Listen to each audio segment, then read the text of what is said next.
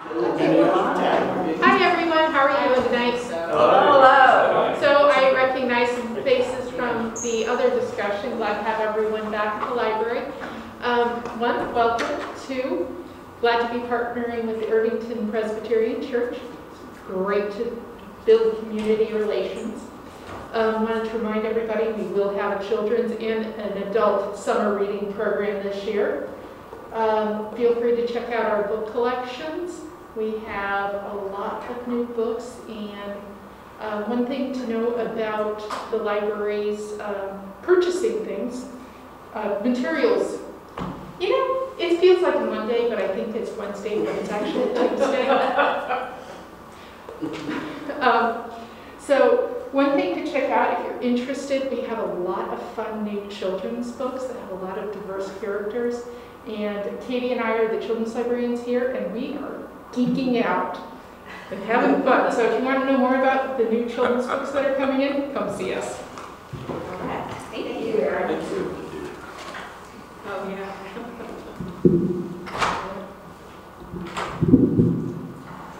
Trying not to break your Craig's equipment. Need him. Okay. All right, welcome back for the second night at Nickel and Dime.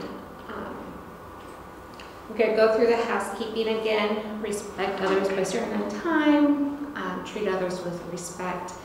Allow every voice to be heard. So if I'm going to leave some space for individuals to talk if we are involved in a deep conversation, try to get other voices in. And please put phones on vibrate. My name is Holly Tittman. I'm a licensed clinical social worker. I am facilitating this conversation. I'm not reading the book. I'm not teaching you guys the book. My main focus is just to facilitate conversation. Okay, so I put in here where we ended last week, since it was a quick run for the doors. We were talking about gentrification, and we were kind of talking about Irvington and Indianapolis and where we are now in that process. Anybody have any additional things to talk about on that topic, or would you like me to move forward? Go ahead. Irvington used to be where the people of Indianapolis would go, like, for the summer. It used to be a retreat way long time. Okay, good. It was the place to be in the horse and buggy time. Interesting, very interesting. So it's gone through a couple different That's what housing happened. Yes. Yes. Okay. Which really, that's kind of a gentrification now. That's, you know, because it was farmland and blah, blah, blah, you know, on from that. So has that helped it survive or made it better? I don't know. And currently, I know that Fountain Square is having the same pains and trying to create. They are trying to create a balance, but I'm not sure how successful it is. But they are mindful of it. I think there's at least conversation going on about it, which is an improvement. Yeah. Good. Okay. Anybody else want to jump in here before I move on? So we started a different chapter. I'm just trying to get some feedback as far as what did you find interesting, what you didn't know before, now know. What chapter are we talking about? Chapter 2. Chapter 2. Chapter 2 and 3, wherever you are. This is the main service. This would be Maine. It's growing in Maine. Well, it is interesting that, as she said, white Maine, and everyone is white, and I guess in Florida, where history, you know, is more non-white, I guess I'll call it. We're doing those, what are those service jobs, and up there, it's, you know, still people doing those service jobs, so, you know, she thought, well, maybe she kind of be more stealth, you know, Yep. coming in, and in a way, I think it was. It seemed that way. There wasn't too much, you know, trying to push her here or push her there. For sure. Yeah, so that was, I don't know, kind of, never really, I don't know, just hadn't thought of it, you know, as far as that, so I thought that was kind of interesting. So that first sentence in that chapter says, I chose Maine for the whiteness. So does anybody want to talk about that a little bit more? I had a little problem with that at first until I realized why and what she really did mean. I listened to the book a while back, so I'm not really sure what chapter it was in when she talked about those reasonings. But when she talked about how she didn't want to assert her white privilege in an area that wasn't, you know, she wanted to try to have an equal playing field with everybody. Absolutely. That made a lot of sense. Yeah. But yeah, at first just reading that, I was like, Exactly. That was why she was unable to get into housekeeping in Florida, was because that was dominated by people of a diverse background, and they kept pushing her into, you know, being a waitress.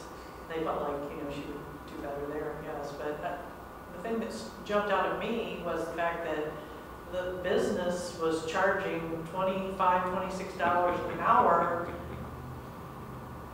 and they were Per person. and they were paying those girls $6.75. Yeah. I mean, you talk about a profit margin. I mean, Right. that's a great business model, right, for the owners. But I assume that meant not per person, $25 an hour. No, it was per person, Yeah.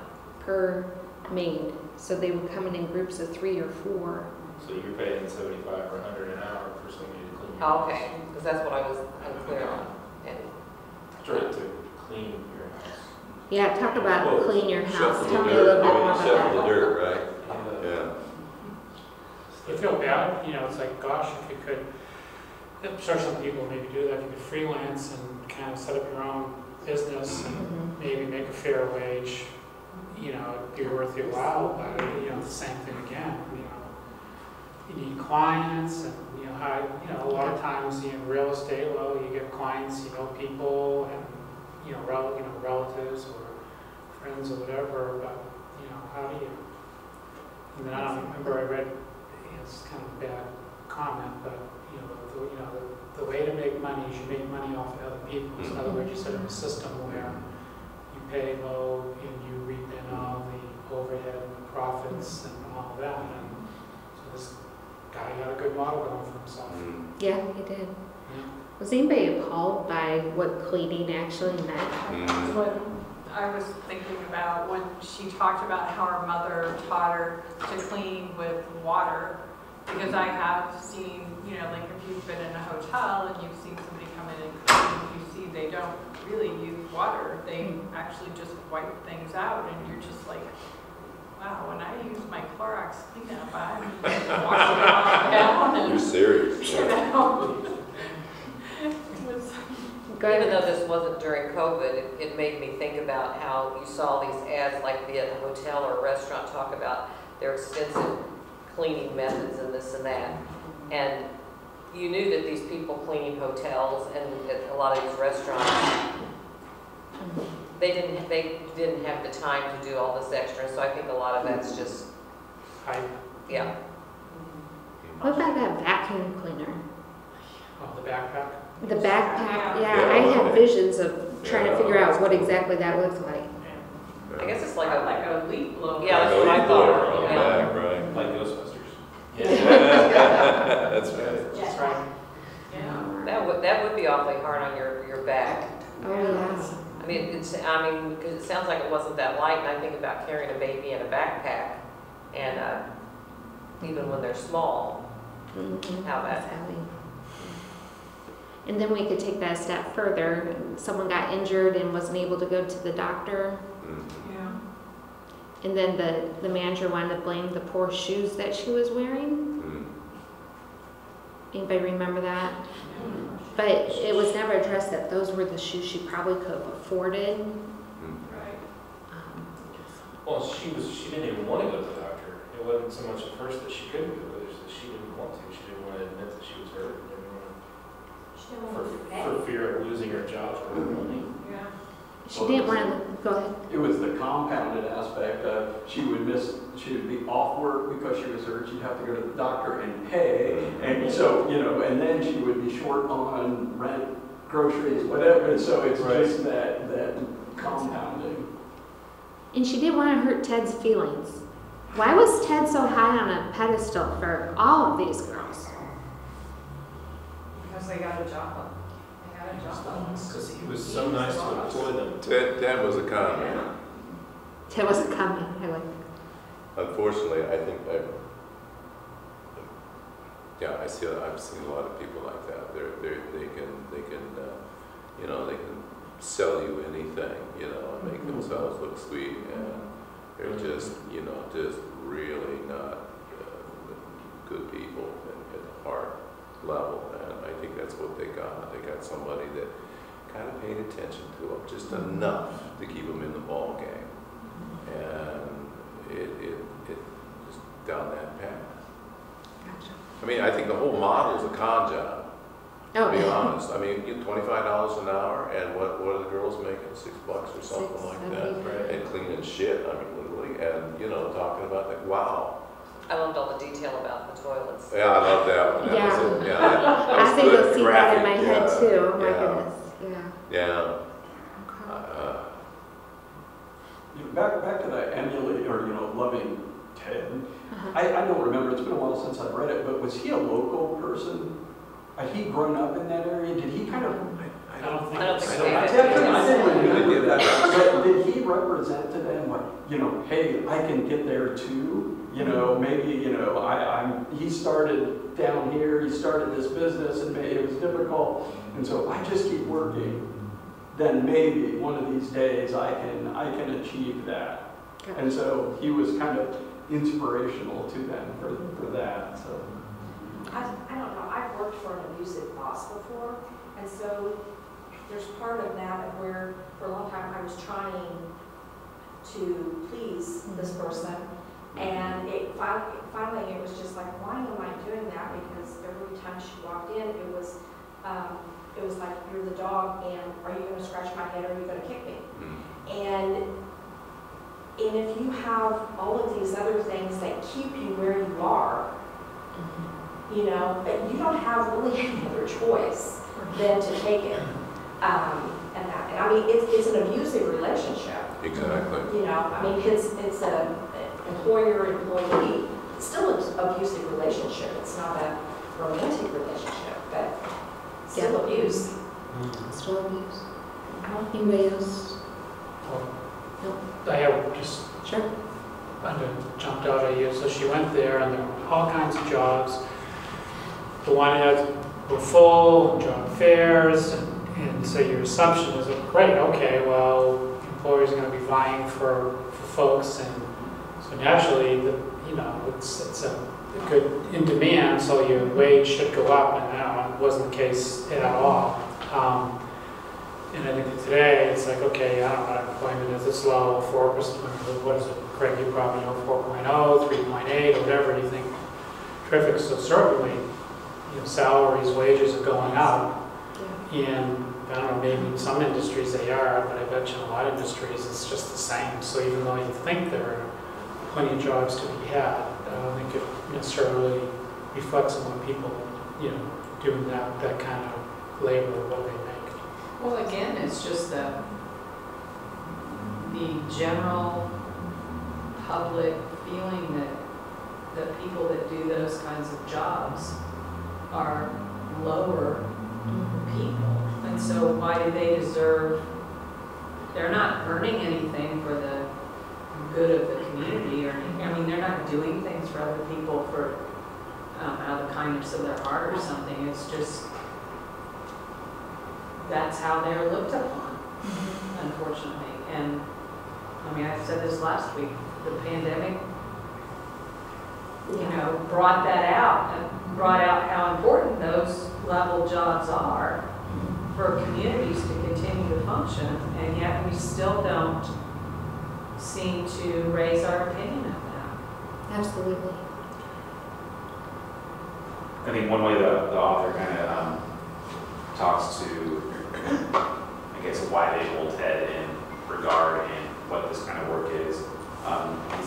She says it's from chronic deprivation, but what she says is work is supposed to save you from being an outcast. But what we do is an outcast work. And supposedly we live in like this caste-free society, but what we actually do is say, you belong to this certain class, this is the kind of work you have to do. And then Ted says, well, what do you think? Do you think I'm an ogre? And she's like, no, the word I'm looking for is pimp. I like that. Yeah. I was thinking of that this morning, actually, that whole hierarchy of work, and just in the United States especially, when we meet somebody, what do we ask? What do you do? What do you do? And so that allows us to build our the pecking order on what somebody does. I mean, how would we react? What do you do? Oh, I'm a doctor versus, oh, I'm a maid. We would automatically overlay the whole relationship with our own biases, with our, through that lens. And so, to me, that is one of the worst things that we do in our society, is to ask that question, and that becomes the basis of the relationship. And also the ladies who are making the same amount of money looked down on them, on top of what you were just saying. Like the folks who work in the gas stations, making the same amount or less, but since they were maids, they were lower on that pecking order. All right. So I added this in here just for FYI. It used to be called the Rainbow Book. They had them in the libraries. You could get them anywhere in the city. And it's switched now to call 211 or 211.org. And that is all, that's compiled with all the information as far as resources in the community. Because you never Is it know. kind of book form now, you say? Or is it kind No longer does it have a book form. I remember the Rainbow Book. Yeah, the Rainbow Book was. Yeah, back in the day. What's in that book? Or, So it has food pantries, housing, education, any type of human resource or benefits that you would need would be in that book. Alrighty. Had nothing to do with gay or anything like that. Right. Forgot that term is rainbow is before Oh, goodness, I didn't even think that way. Yeah, sorry. okay. Yeah. I'm old, so I remember. Yeah, okay. Alright. So with homelessness, 20% of the homeless population is employed. The National Coalition on Homeless estimates that between 40 and 60% of the homeless people shift in and out of full-time employment and part-time work. So, folks are homeless, being in a homeless shelter, or out on the streets living in a vehicle, and then still trying to hold a job. Or couch surfing. Or couch surfing, absolutely. In chapter 1, there was a lady who had all these different types of clothing. I think what was her name? Do you remember? I think it was Karen, I think. Anyhow, nobody had no idea that she was living out of her van, and she had all these outfits and just kept on changing them. The van was parked behind the restaurant that she was in. Well, because that seems to be the biggest hurdle is housing. I mean, there's many hurdles for the people to get out of poverty, but the biggest piece seems to be the home, finding a home and a place to stay. And it's funny because I'm working with my son. He's graduating from college, and he's got a job in Champaign, Illinois, and we're trying to get him an apartment. And it is outrageous the amount of rent that is required for a 1-bedroom, 1-bath apartment. Wow. I mean, and it's ranging anywhere from the low of 600, which was roach infested, flea infested, bed bug infested, and he kept raising the amount he wanted to pay in rent.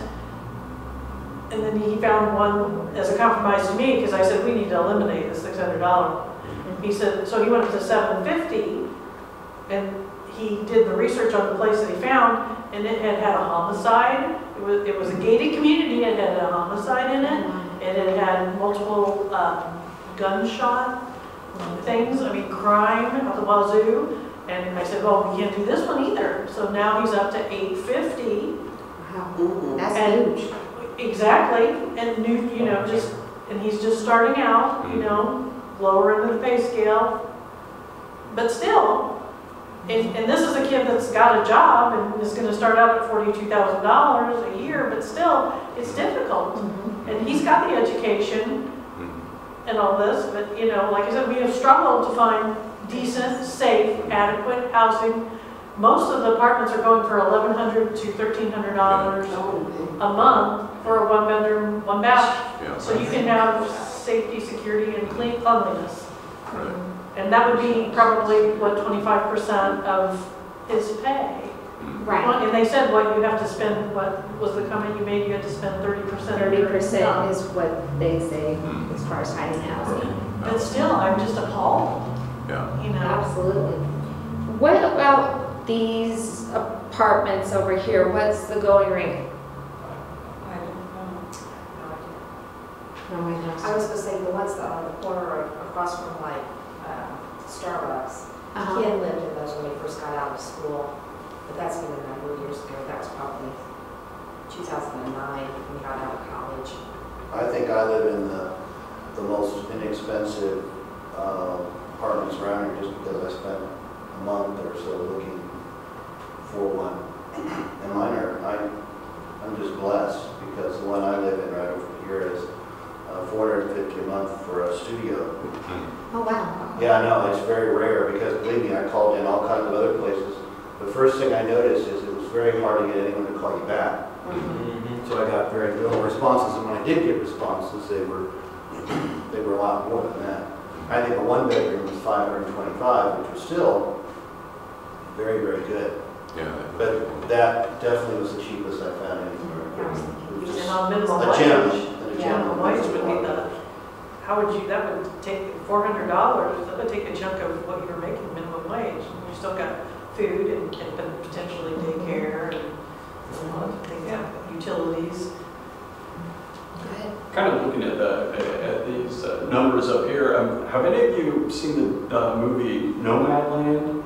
No. Frances McDermott, it's an excellent movie, and it's about people who work, who are homeless, and it's about this entire subculture, yes, who are intentionally homeless, but they travel, they're nomads, but they'll go from from job to job, depending on the seasons, like at Amazon during the Christmas season. There'll be a group that'll go there and they'll work. But it is an excellent movie where you start to think, it gives you an idea of how people live alternative lifestyles out of necessity.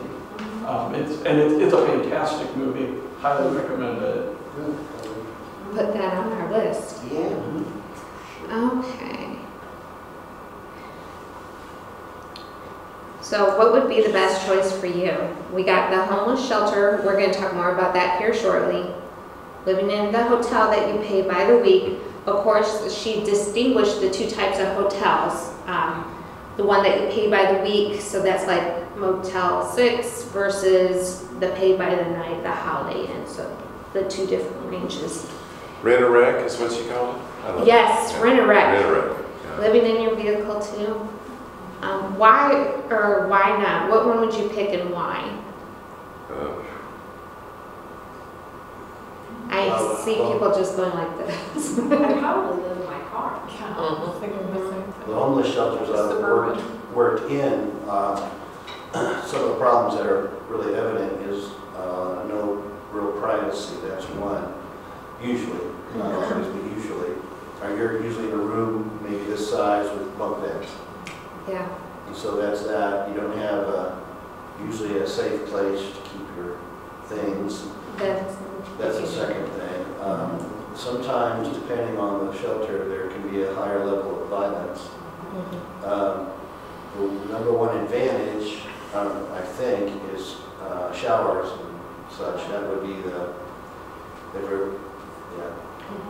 And the, further down in my slides, I have something about the showers and resources here in Indy. Anybody have something other than living in your vehicle? Living in your vehicle, I see like where are we going to the bathroom, how we work. Well, yeah, are you gonna wash up, how you gonna cook a meal? I mean, restaurants. honestly, I mean, you have a slop jar, back like in the olden days. Yeah. I mean, Slop I jar, you just- say, okay. In the old coffee can. Yeah. I mean, honestly, you just have to do.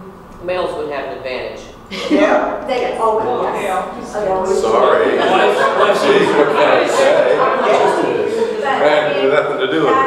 But yeah, as a female, I would be afraid to be in a homeless shelter because of of the violence that you hear about. And living in a hotel, paying by the week, That's expensive. that's so doggone expensive. I mean, you Well, know. I think if you've got a vehicle, you would, if you own it, if you've had it for a while, that would be your space too. I mean, you wouldn't Your want to ever, germs and. you wouldn't want to ever give that up. Yeah. For It's fear that yours. something would happen to it, you know? I think it might depend on, if you felt like if I lived in my vehicle for X amount of time and could be spending so much less morning, maybe ahead, maybe down the road, a month, 2 months, maybe if I had a goal there because seems like a lot of the big deal was to get better housing, you had to have a deposit. And some of these people just go on and on, where they maybe could get something for $600 a month if they had a deposit, but altogether they're paying $1,000 a month if they pay by the week. Or and the night would be worse than that. But I think some people, you just get the mentality year after year that you're just living day by day or week by week at the best, and so I think it would depend on, indefinitely, I'd like to have C or D. D. Go ahead. None of the above. Oh. Hey. Okay. So far, she has not discussed whether anybody's receiving any subsidized housing. I don't know if I haven't read past chapter 2, maybe we'll get into 3.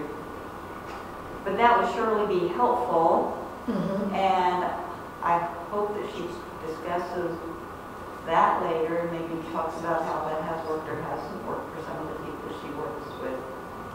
Right. Because that would be a lifesaver, right? It wouldn't be great, but it'd be better than not having it. Absolutely. Go ahead. On your previous slide, you mentioned at the bottom, it says, why don't homeless people just get jobs? And so the question that was just asked, is there any subsidy available? I think sometimes what we do is we measure poverty at such a level that any job might disqualify you for help, because once you have a job, supposedly, Clearly, you're making too much you're money. making enough money to get the housing that's required to get a job. So perhaps part of our solution might be to reevaluate where we measure poverty at. Well, yeah, or what wage should be. Exactly. Right. I agree. So I did have stuff on food pantries. You need an ID, proof of address, proof of household, income limits, and times and dates. So I took 2 food pantries in our community. The first one says bring a photo ID and proof of registry, such as a utility bill. You must meet the income guidelines by the state of Indiana.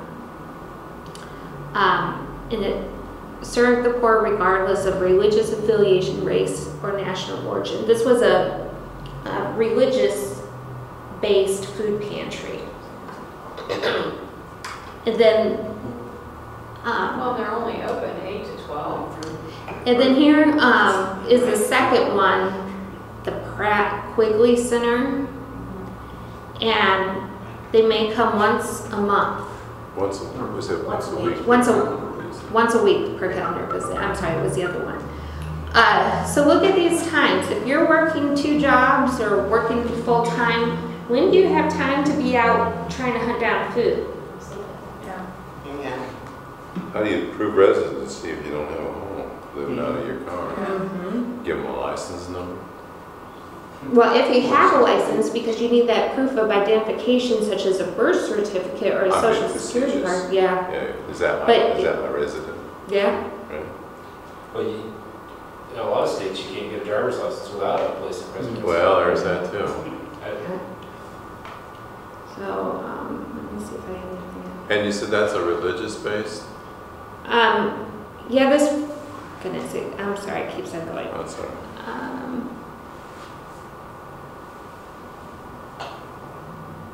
So, the SBDP was St. Vincent de Paul. Oh, really? Mm-hmm. That surprises me. So here's another one that I came up with. Your photo ID, proof of residence, 1 shopper per household. Birth certificates for all children. And then it specifically says the boundaries for where you can live to be able to get this, get the food resources.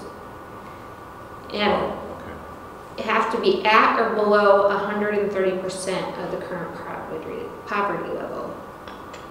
At or below 130%? So you've been making 30% more than the current poverty level. Right. Mm-hmm. That's what I'm trying to say. Yeah. What is the current poverty level? 4,000? I forget what it is for a family. For a single, I know from the book it was 16.5, but that was 20 years For ago. Indiana. For a single person, it's 25 or 30. Yeah. I'm sorry, I didn't read. I'm thinking it's probably close to 30 for a single person, but I could be wrong. For poverty level? I'm 25 or 30. I think it's, Yeah. yeah, I think more close to 25. Yeah, that's ridiculous.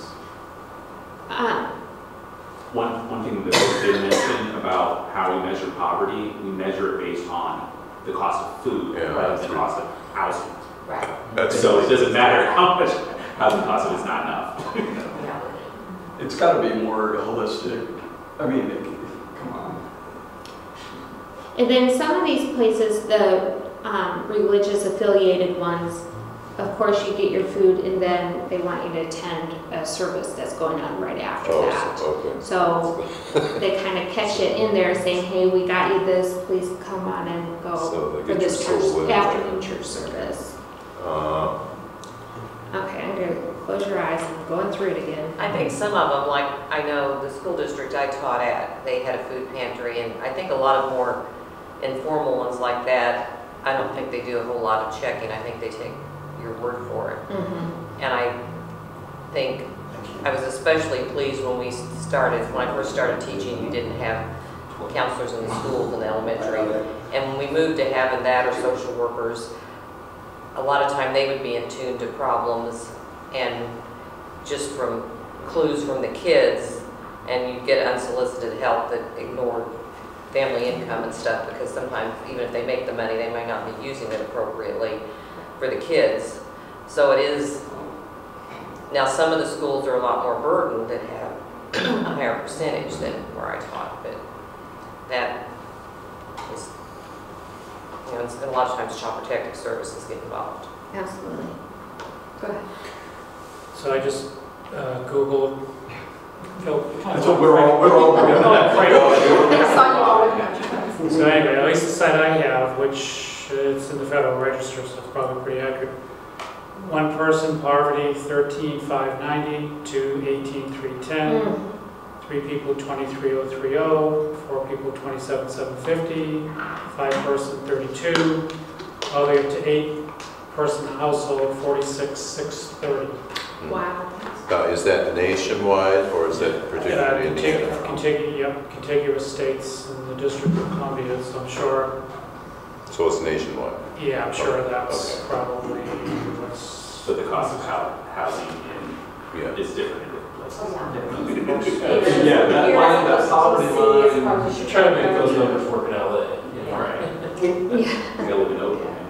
Washington, D.C. And if you're in Alaska, you bump up $4,000. Oh, gosh, let's all go fishing. In Hawaii, not quite as much. You know, and the other thing just strikes me, so even, you know, they get something for $600 a month or whatever, I always think, my last mortgage payment was less than $600 a month, and it's a pretty nice house, and it's just no one can save enough money for a down payment. So, you know, housing prices have gone up and interest rates have gone up, so I'm sure, you know, whoever gets a mortgage now it's gone up, but still, you just think all that money that just goes to these awful places, you know, they could have a really nice house if they could only have a down payment and qualify, and it's just geared, they're not gonna get that, you know, and it's, they'll end up paying more in their lifetime than people get a pretty decent mortgage. So it's just criminal. Well, and they haven't even addressed the thing that if you have a job and you charge things, a high interest rate, these places like Payday Loan He gets trapped into that. Trapped in. I remember my son when he first went to college, he had a check he wanted, and he said, I took it. You know, he took to one of those places to cash it, and they only charged me $6. He said, well, what would the bank charge you? You know, one of those life lessons. Yeah. You know, what if every week you went and paid $6? What would you do with that $6? Yeah. Well, I was working out of town for a while up north for like 6 months. And I took a check to Walmart because that's where all the guys were going to cash their checks. They wanted like $9 to cash a check. I was like, oh, that's my money. You don't get it. But I didn't have to have the cash either. But if you had a bank, right? I just didn't have a branch anywhere near me. But And a lot of people don't have a bank account, they can't cash the check. right. And that's, you know, then they go into these places. I mean, on Sunday morning, I'll see a bunch of people at that one across from Steak and Shake on Franklin Road. They're loan sharks is what they are. Just- No, it's not a Franklin, It's it's all down predatory. Harvard. Yeah. I mean, that's because, I mean, these people who are making money hand over fist know that there is a huge portion of society that don't go to banks. They don't trust banks. They don't, I mean, I remember way back when I was teaching, you know, talking about banks and things, and I had students who said, oh, my family, we don't have a checking account. And I'm like, and you know, I was young, right out of college and everything, and I'm like, what? And then, no, we don't, we go to such and such and get money orders. That's how we pay our bills. I'm like, Oh, wow. okay, so every money order or whatever, you're paying more for that. Why don't you get a bank account? Why don't you get a checking account? Because my parents don't trust banks. Well, and banks also, there's a minimum. Yeah. And then there's a minimum that you don't have, they don't charge you fees. But if you don't have that minimum, Then they they charge do charge you But fees. also, the thing is, the overdraft fees. Absolutely. And so families were saying, well, if I'm going to keep overdrawing my account, that's $35 a pop. So all of a sudden, that $2 I overdrew is now $37. Right. And so, yeah, and so, you know, that was a shock to me hearing that. The whole, you know, we don't do banks because growing up in my middle class life, you know, of course I have a bank account. You know, that was How never. would you get by without having a And so, yeah, it was one of those moments where it's like, I have no idea what people are going through. So it was very eye-opening for me. And I wonder if that's why places like Walmart and Target, you get your money on a Visa card instead of actually getting a paper check. Because Walmart gives you a Visa card for, they load them. Wow. But then again, that is that saving people money. You mean if you're cashing your check there, they give it to you on a Visa card? No, If you work there, they give it to you on a Visa card? I'm saying Visa, I don't know what. It's a debit card, yeah. Okay, but I'm saying as an employer, they're doing that? They're giving that to their employees instead of a check. So I don't know if there's an option, but I know you can get it loaded on one of those debit cards. But that's a money saver though, Sure. for the Cash that employees, in. because they're not having to pay to get their check cash. So if they're, but then again, there might be fees involved with the, I don't know. Yeah. My question then is on that, because some of the, you know, if you do a gift card, and some of the gift cards that are Visa gift cards, you get charged a fee Every time you use it. if you use it. It's not like a regular gift card if you do like a restaurant or something. The ones that are Visas, because I know I wanted to get some for like my nephew for a birthday or something like that. And when I looked at the back of it, it was like it charged $3.95 every month if you didn't spend all the money. So you know, you put $50 on it, and each month it clicks off, it's taking $4 off each month if he doesn't hurry up and go spend it. Yeah. So it's like, why would I get him that? But yeah, so I would wonder if that's. So that's something, I'm pretty sure they stopped doing that, the per charge fee. Or is that what you're saying as well? Both of you guys? Yeah, because when you buy it now, you pay for a $100 gift card, you pay the $195. And It's charged up front. so they charge it up front for the purchaser, But not the person we give it to. Do they expire? Because that's the thing with, That was. you know, I save a waiver of my gift cards that I get. Most don't. And then one of them I went in and there was nothing on it. It had been a few months. And Oh, wow. every month it went down. Was that recently? No. I think there was some legal action that said Yeah. only steal enough to feel okay about it, not everything.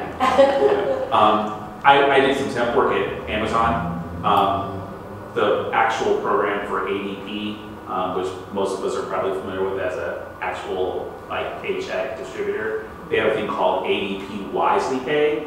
So it's literally you get sent a debit card, and then when you work, the paycheck, if you work for the temp agency, so if you're not an Amazon employee, they will deposit your earnings into the debit card. And then so there's probably a fee negotiated between your employer and ADP for managing the whole bank account. But it's not a bank account, but it does have a routing number. So if you want to pay your bills with it, you can. So they're really trying to like bridge this gap between people who either are bankless by choice or by circumstance. But I just mentioned, try not to steal all the money from the people. Arguably, ADP is just running this racket to say, hey, by the way, people have to get paid, we'll take our cut, thanks. Right. Is that set up for daily pay? So if you go in and you work, do you scan your card at the end of your shift and then it gets put on? Because I know some places now are doing daily pay. I imagine it could be. Yeah. What I'm just yeah, I work for a temp agency, so it's like the temp agency just offered to put it on the thing if you wanted, like a debit card. It's like, no, you can just put a check in my bank, that would be cool. Right. So, is anyone familiar with the pit count here in Indianapolis? The pit count? So in January of every year, the police departments, people on homeless teams, people with mental health, they go all over the city to try to identify how many people are homeless. They get the counts from the shelters, they get the counts from the camps. Anywhere they know there are homeless people, they count them, and that is a part of getting funding for homeless needs and resources. So the 2020, it was 5,625 people experiencing homelessness. What? Did they count low in Marion? Oh, I have high and low. Some people are like, yeah, some people are like, no. What do we think? 5,000? Seemed low. I think it's low. In Marion, In Marion County, 5,625 experiencing like 5 yeah, homelessness a in million? Marion County. Yeah. But that's not counting the shelters, right?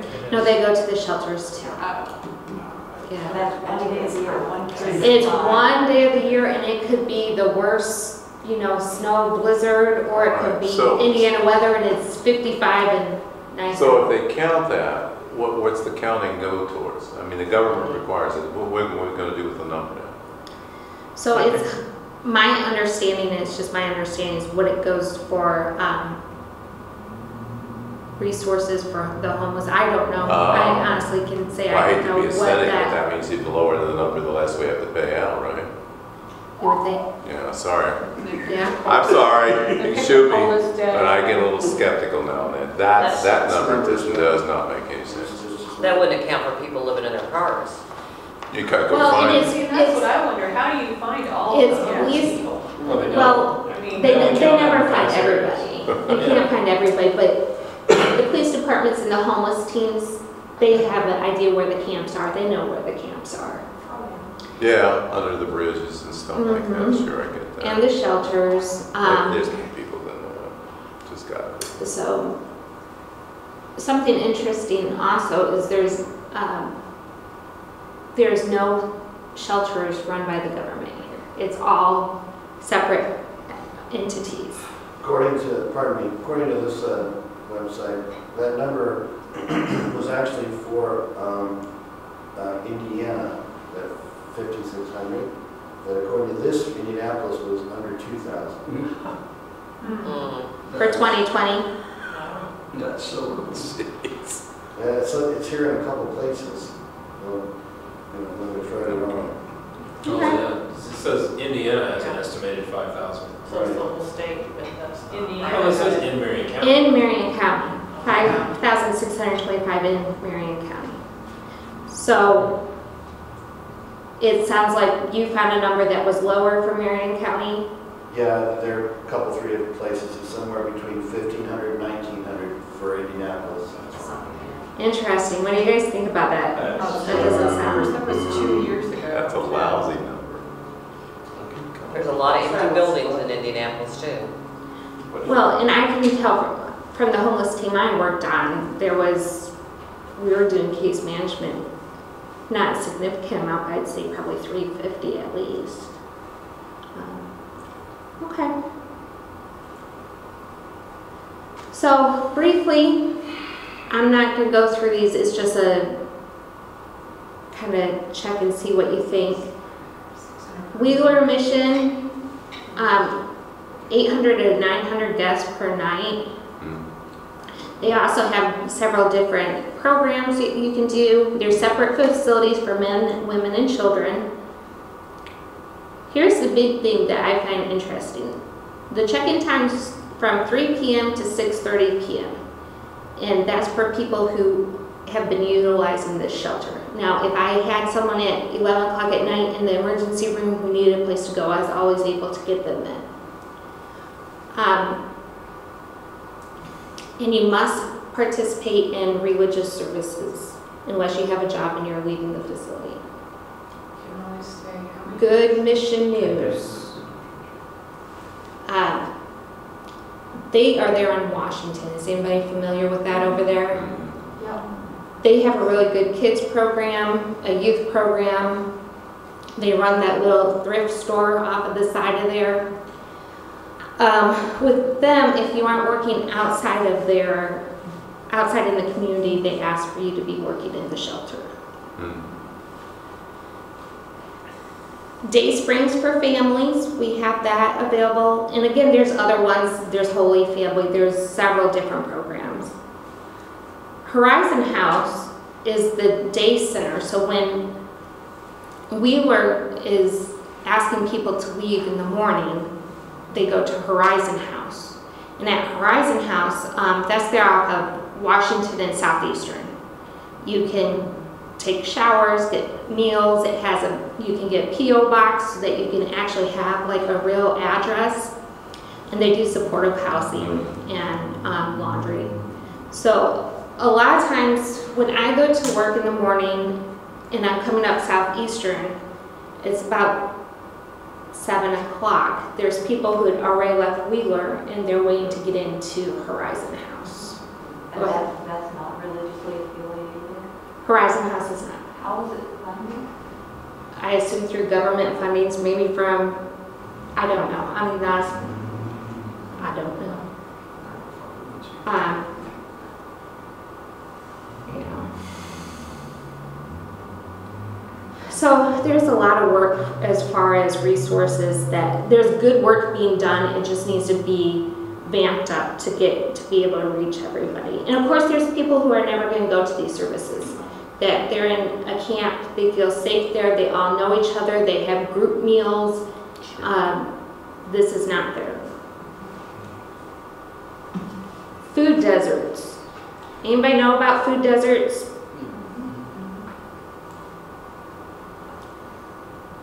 So they say 2 miles away from a grocery store can start the beginning of a food desert. So it's far to ride your bike to, not on the bus line, and if you're riding your bike, you can't carry much groceries, right? So in food deserts, we find discount stores, liquor stores, bars, fast food, convenience shops, and laundromats. Check cashing places. Good, I missed that one, yeah. Maybe a pawn shop. Pawn shop. If you're thinking of here in Irvington, would you say you guys are in a food desert? There's an Aldi in Washington. Yeah, not really. Kroger on Both sides. Kroger's on Both sides. just outside Okay. of Irvington. Okay, good. And that geographically has changed. I mean, back when I was a boy living in this area, every main street had a drugstore and some sort of grocery store. It might not be a great big thing, but it was something you could go in and get a few groceries. So it was much different, and that's all kind of gone away now. Now that Family Dollar has, I think it's Family Dollar that's right there. Yep. I think it has a few things. I struggle to call that a grocery store. That you're No, I wouldn't call it a grocery But for a lot of people, that is their grocery store. Yeah. True. And it's processed foods, it's, you know, high sugar, high carb, yeah. I don't know if that one does. Some of them have milk and orange juices and things like that. So that one does. Yeah. Well, and keep in mind that you have nowhere to cook. Like if you're living in a Motel 6, you might be able to get to a convenience store and get some canned ravioli, but what are you going to cook it with? It's really interesting looking at the growth of the discount stores over the last few years, that they're all over. You have Dollar General and Family Dollar and Dollar Trees, and they are popping up all over. Their stocks are through the roof because of their expansion. It's incredible to see the growth of those places, because as more and more what were considered middle-class families have slipped, that's where they're shopping now. I mean, not even at Walmart, they're going to Family Dollars and Dollar Generals instead of Walmart, just to make their money stretch a little bit further. Well, they sell some things in like in CVS and Walgreens, but it's very expensive. And you buy it there.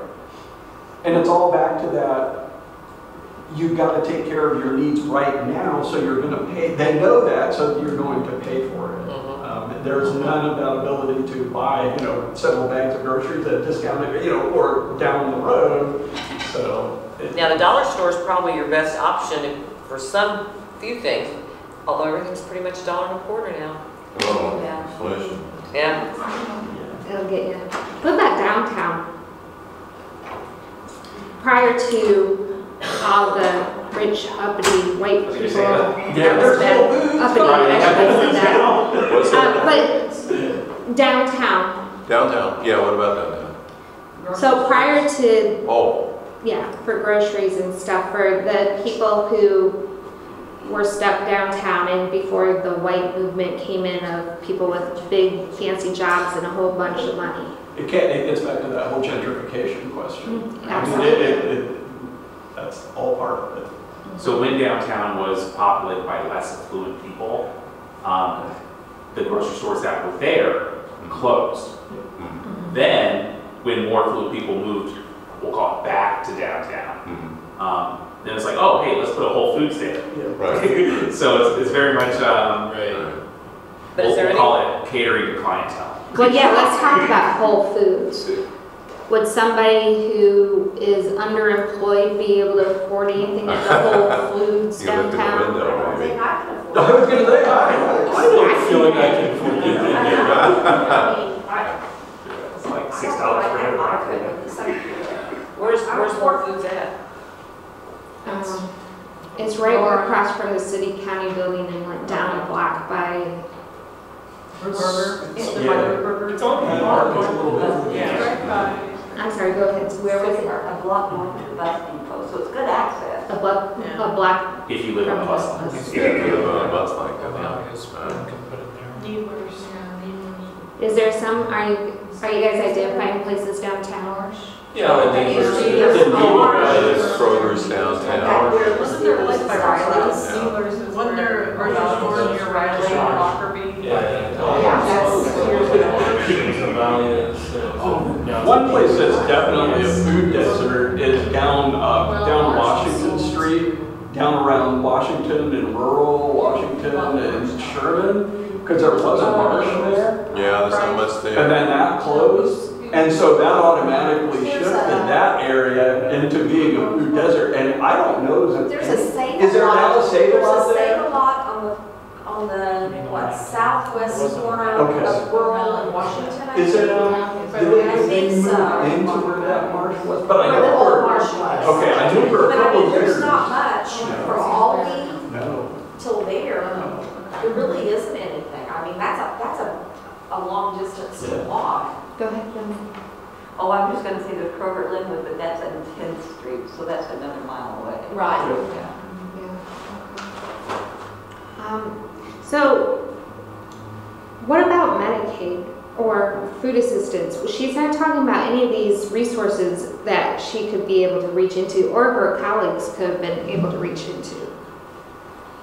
Why? At one point, I can't remember which chapter, she got some free food. That was the During, chapter. the time frame was like 10 o'clock in the, Yeah. where she should have been working, she was getting free food from a food pantry, but she had to go through, what, 3 5 cases? calls, 3, Yeah, 4 calls, took her 5 forever. calls. Yeah, I've got the quote here if you want. sure, go ahead, read it.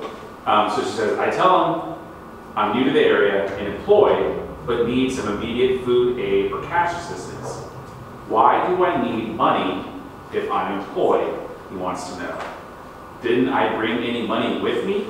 It got used up on housing, I tell him, which was more expensive than I'd expected. And then she says, what is this assumption that the hungry are have all day to run around visiting community action centers and charitable agencies? Working 2 jobs and living in Red Rock. And she ended up giving away most of it, because some of it, preparing it was a problem, and a lot of high sugar things, and It was not nutritious food. a lot of cereal, and cereal can't fill you up. So these people are getting injured in low-paying jobs. They're unable to afford insurance, right? Right. It'd be most of their paycheck. It brings me back to, what about Medicaid? Why hasn't she talked about it or her peers talked about it? Applying for those resources. Go ahead, Craig. I can see it moving. Well, I would assume they're not applying for it just because of the logistics and hoops you gotta jump through, the time it takes. I mean, what they have to go through to get help at the food pantry, let alone dealing with a federal government program. I mean, of documents you have to supply, and if you don't have the driver's license or the birth certificate or the whatever of everything, it's a lot of, I think about when I got my driver's license, since they've changed what you have to do. I couldn't take my marriage license, the pastor signed and everything like that. I had to go to Marion County to get an official Marion County marriage license because it changed my name, 40 years ago, in my birth certificate. I understood what I needed to do, where I needed to go, and had the transportation for myself to get myself here. If I were to do that and then get birth certificates for every one of my kids to make sure I can get food and Medicaid. And birth certificates are at least $10 a pop. Yeah, and the time off from work to go get it. To do it, and you have to go there when they're operating, and you better not be lunchtime because, they're closed down for But extrapolate that to voting also, because, a lot of Bureau of Motor Vehicle offices, they close. And so, across the country, in rural areas that are, poorer people, so they've got to travel further. They don't have those documents, therefore they can't get a driver's license or a state ID, therefore they can't vote. So, again, it's that cycle. Absolutely. When I was working at the health department, we issued birth certificates, and we had so many folks coming in, elderly folks trying to get a new driver's license, and it was like, I don't understand why. I keep telling them I have all the papers, and they keep telling me, no, I don't. And it was especially difficult for women because you had to have that marriage license that showed the change of your name.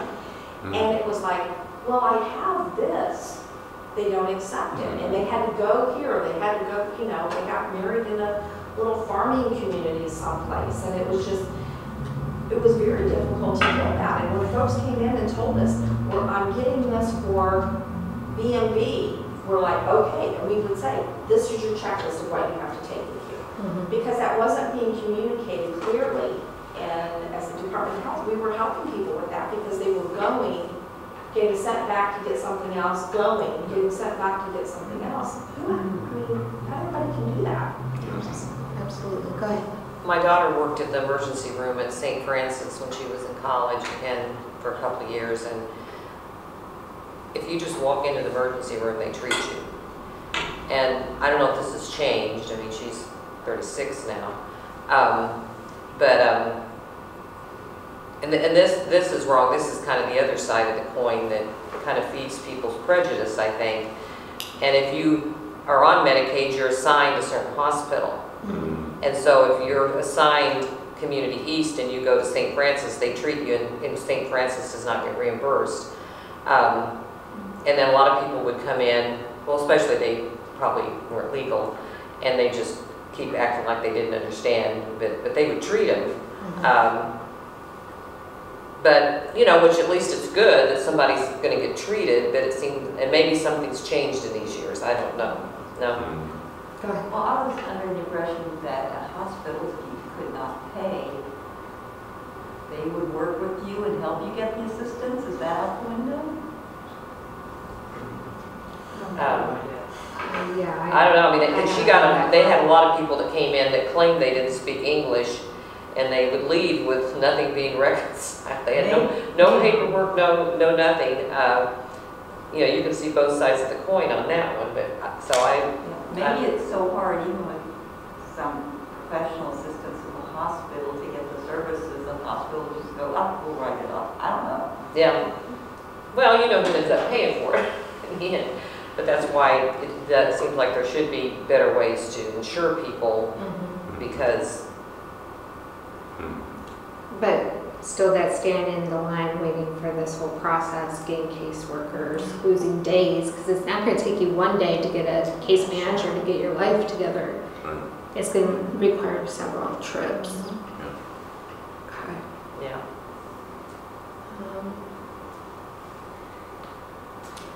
I did find it interesting with the slide you had before. Yeah. I think this came out, that we learned this during COVID, that so many Walmart and McDonald's employees are receiving SNAP benefits. And that was something that's kind of like, they're being, they've got a job, you're assuming they're making that.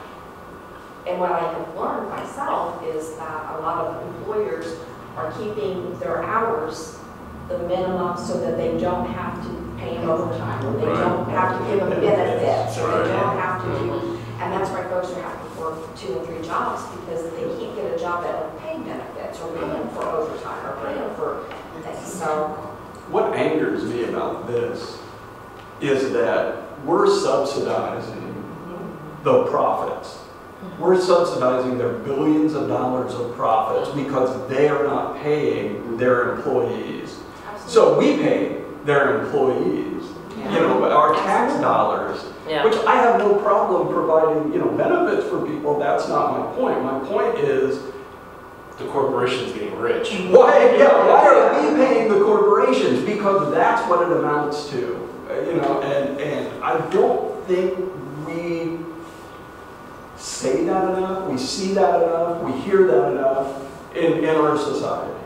That the corporations know how to game this. I mean, they're great at it. You know, that's the whole neoliberal movement. Yes, they set the rules. And that's why, you know, they know how to make sure that people don't work enough. Right. 31 hours is enough for you. That's right. Yeah. And so we're the ones paying for it. And then on top of that, the effective corporate tax rates have continued to drop, you know, again and again and again. So they're like, I don't know, double, triple, quadruple, whatever times dipping into the system. And we're all paying for it. But that's the way the system's been rigged since the very beginning of our existence as a nation. It was built on the backs of slaves. There were a white man boss, if I can say it that way, with all respect, and that way it was. It's always been that paradigm. And then when capitalism became the talk of the day, it wasn't in the beginning, you know, that wasn't, then we gradually kind of went that way about it. And what we've lost is the idea of taking care of your fellow man. You know, I mean, I'm going to say a nasty word here. We would call it kind of socialism in a sense. Yeah. You know, and it's gotten into a bad press about that. As a matter of fact, when I looked up her background here, she is a democratic socialist, which is a nasty word anymore, you know. And she's an atheist. Yes, and she's a 4-time generation atheist or something like that. So there's a religious group talking about that. But anyway, that's fine. But my point is, where is this part of where you take care of your brother and your sister? You know, it doesn't mean you have to give them handouts all the time, but the system's rigged. At least telling us. Well, just like the whole hospital thing, people would come in all the time and Jill would say, I can't believe they're coming in with strep throat. They're coming, things that you go to the doctor for. And it's costing way more resources to go into the emergency room for these routine things. And so in the end, if there was a way for them to have health insurance, you know, you wonder if things actually... The ER is open 24/7, so after their shift, wherever, it's... But it gets back to that whole, you know, you've got to take care of yourself and you've got to do it in a way that works for you. I mean, if they're not getting any benefits, if they're not getting health insurance, yeah, they know that they can go and get treated at the ER. Right. And hey, you know what? More power to them. Because if society is not looking out for them, they got to do what they got to do. But I'm sure there's a lot of people that just don't go anywhere, don't get treated. Right. And, you know, which is why life expectancy and everything else is ties So into what do we do about that? I mean, it's a fundamental, to me, it's a fundamental spiritual problem. It is. It's about, it's about what do we do? I mean, what's broken, and this is obviously broken, and how do we fix it? So we're addicted to expensive housing and low-wage labor. And stuff. It's stuff. I mean, we all want a bargain.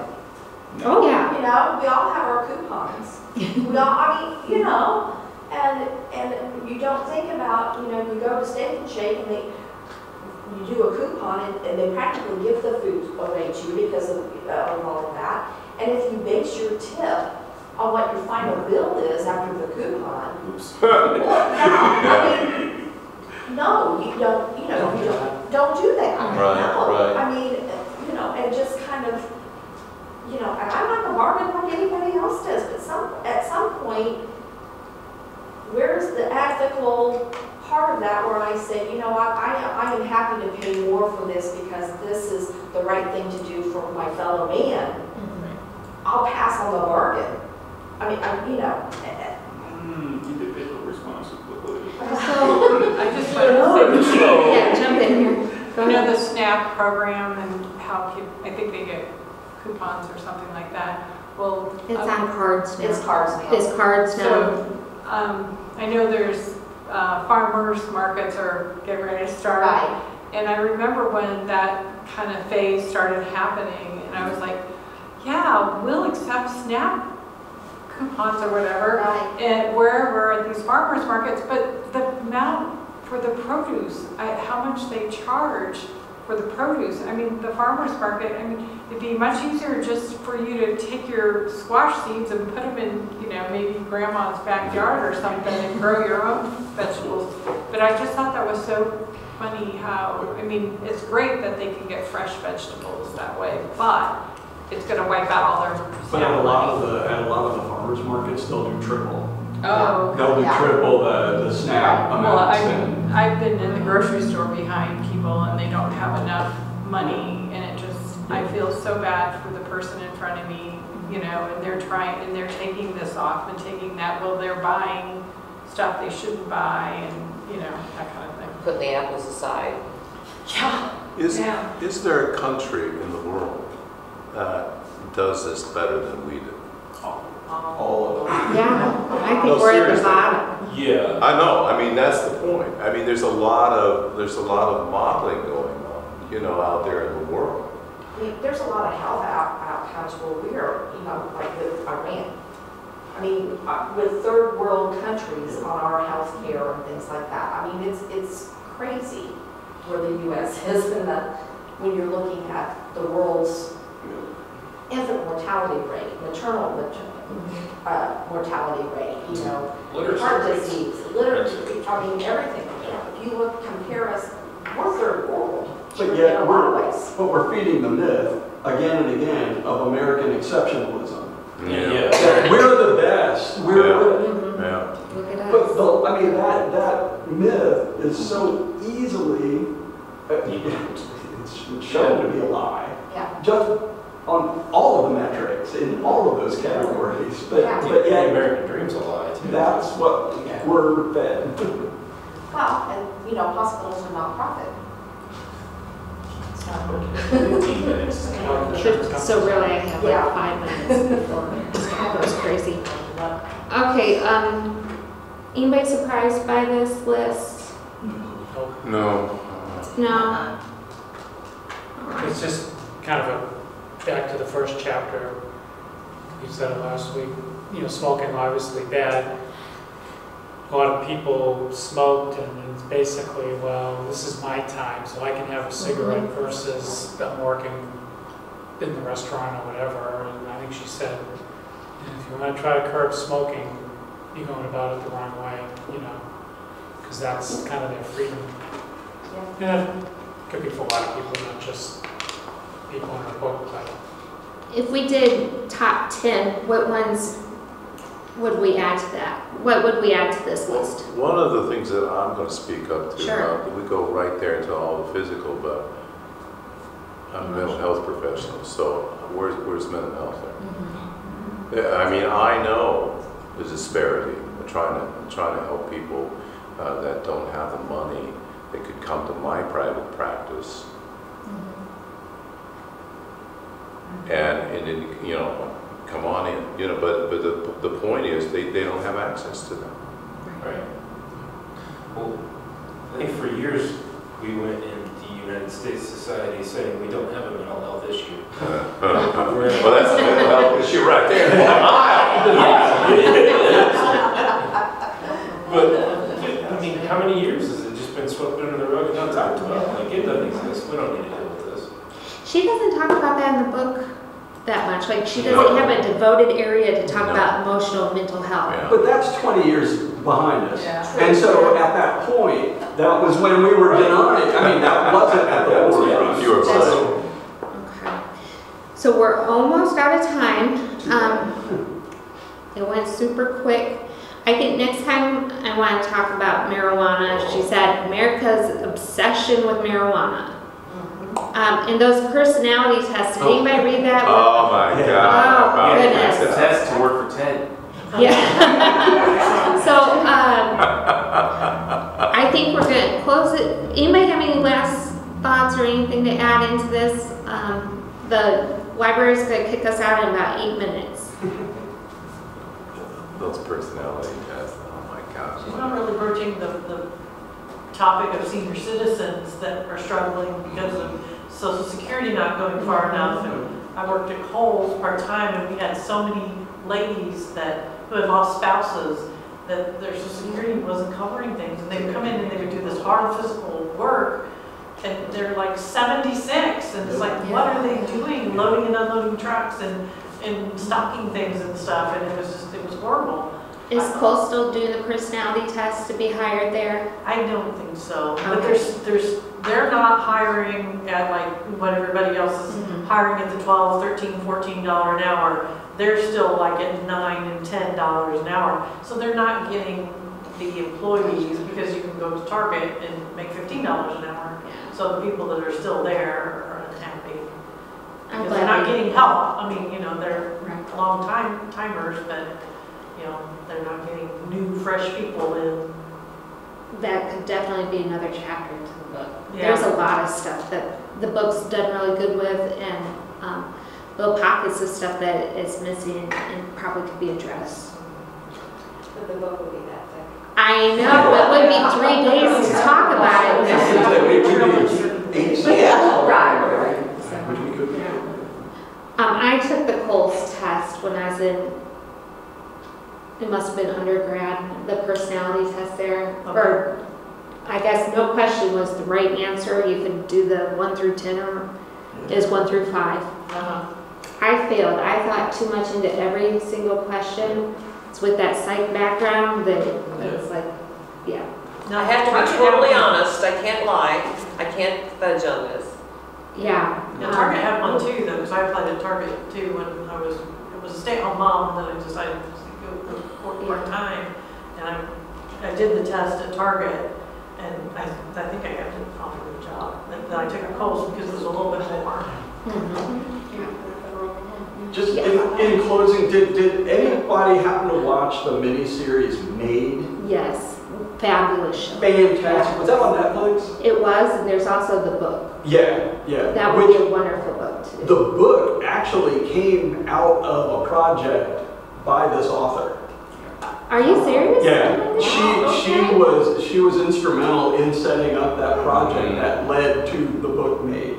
So, but if you get a chance, watch it on Netflix. It's a modern. I mean, this was in the last not too many years when this story takes place, and it is based on a true story.